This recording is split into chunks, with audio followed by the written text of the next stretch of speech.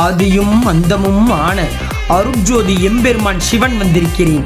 வரும் மகா சிவராத்திரி அன்றைக்கோ அதற்கு முன்னரோ இந்த பதிவு உன் கண்ணில் பட்டால் என் அருளை பெற நீ தகுதியான நபர்தான். வரும் மகா சிவராத்திரி அன்று 3ஆம் கால பூஜை 12 to 3 இந்த நேரத்தை தவறவிடாமல் வில்வார்ச்சனை செய்து என்னை வழிபடு.